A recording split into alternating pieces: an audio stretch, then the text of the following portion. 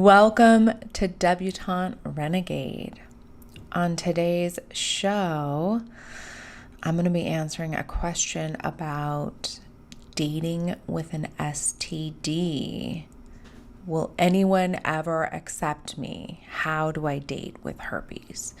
This is a tough one. But first, before I break this down and help out a very concerned listener, hit that subscribe button, and if you never want to miss a show, then hit the little bell next to it. That'll alert you anytime I have a new episode. Give this video a thumbs up and feel free to comment and share. Let's get to it. So I got a question from a listener about dating with an STD. Will anyone ever accept me? How do I date with herpes? This is a tricky one. Tricky. Not impossible, but tricky. I have advised and coached people through this before. I think that you can have a good and safe protocol for success in this arena. My advice is to get to know someone a little bit first before you tell them what your situation is. Make sure there's a connection there, because this isn't something that you're just going to put on your dating profile, right? This isn't something you're going to throw out there in a first conversation. That's probably just going to scare people away from the get-go. So you can't really lead with it.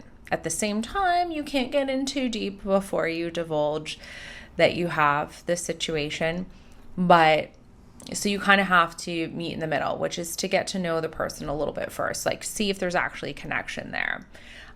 So if you're, getting to know somebody and you go out with them, you go out on a date and it feels like there's a connection and you guys want to see each other again, you want to go on a second date, then, go on your second date. And maybe this goes on for a few dates, a third or a fourth or whatever. But, I imagine in this modern world that we're living in, probably sometime between the second, third, fourth, fifth, sixth date, the concept of sex or wanting to sleep together is going to arise for the majority of people, not everybody, and if you're waiting until you're married or something, then, you can really get to know the person before you have this conversation.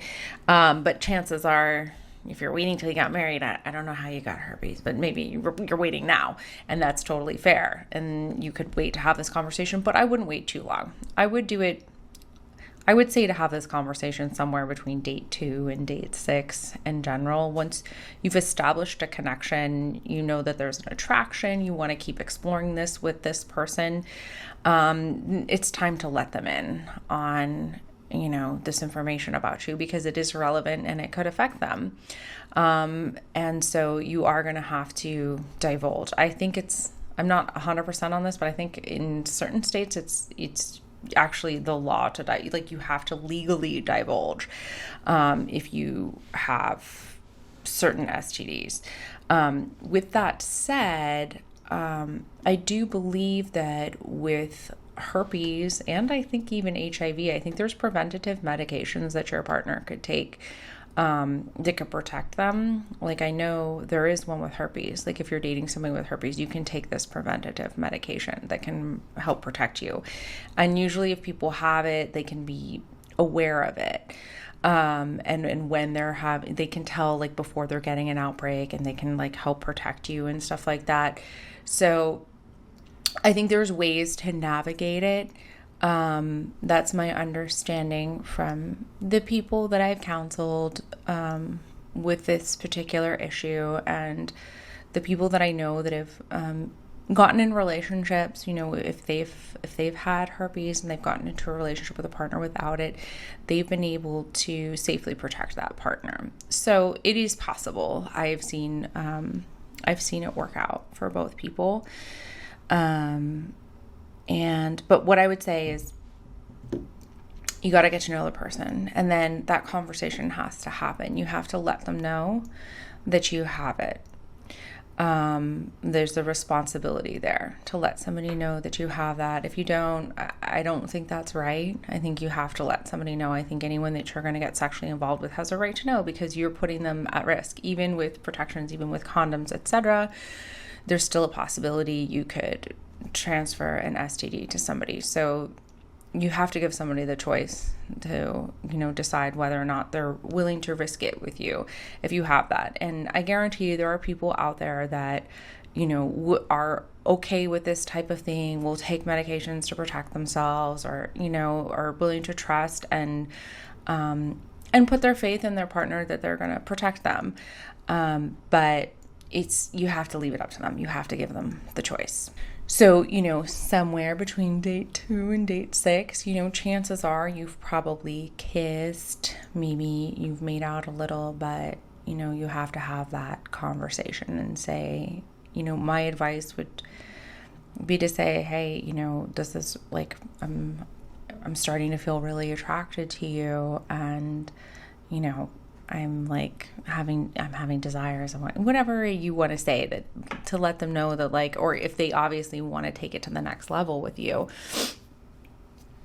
if it becomes obvious that you both are wanting to take it to the next level, you need to have that conversation and say, hey, there's something I got to tell you, and this might be a deal breaker for you. And if it is, I understand, huge bummer. But if it's not, there's some ways we can work through this, and let them know, hey, I have herpes, and, if you're interested in continuing to explore, then there are ways that I can protect you, and there's also a medication you could take that's preventative, etc. And, have the tough conversation, but you are going to have to have it at some point. It's not right to not. It's just not right. So my recommendation is have it get to know the person a little bit first. Don't lead with it, not first date information, and you never know, maybe you end up with somebody who also has it, or who's already dated somebody who had it, and anything's possible. But that's my recommendation is, in the first handful of dates, after you've established a connection, there's something there. It's obvious that you want to take it to the next level and you want to be intimate with each other. It's time to have that conversation. Let the person know what you have going on, and that you have ways that you can protect them, and there's even a medication they could take. And, if they can't handle that and they don't want to explore anymore, that is just too much for them, then that's not the person for you. And it's awful and it sucks, and I'm so sorry that you have to go through that. I know that it just has to be awful and like an albatross around your neck, but it is what it is. And you have to accept the reality of your situation. We all have our things. I have my own albatross. People have their own things. So if your albatross is herpes, then that's what you have. And you have to accept it, and, and find a partner who's willing to accept it too. And there are people out there that have open minds and can protect themselves and, are still willing to be intimate. The right person out there for you will be willing to accept this. And, whether you find somebody else who also has it, there's a lot of people that have it, or somebody who's okay with you having it. The right person is out there. The right person will understand. If the person you're exploring with doesn't, then next. They're not right for you. That person is just not right for you. And God, I know it hurts. I know that has just got to be awful, but everyone has their deal breakers. And, if an STD is a deal breaker for somebody, then that person's not the right person for you. But there are people out there that can deal with it. They can manage it. So it'll be okay. You'll find love. You're worthy. You can still have great sex. So, hang in there. And my advice is get to know somebody well enough to establish a good connection, but don't go super deep in, because you don't want to waste either one of your time. And let them know what your situation is. If they can't accept that, they're not for you. If they can, then enjoy, have fun. I hope this was helpful. If you want to write in a question of your own, anonymously, of course, unless you don't want it to be, send an email to debutanterenegade@gmail.com. It's in the description box below. I look forward to hearing from you. Hit that subscribe button, hit the notification button, and comment if you like. I'll see you in the next one. Thank you so much for watching, and have a beautiful rest of your day.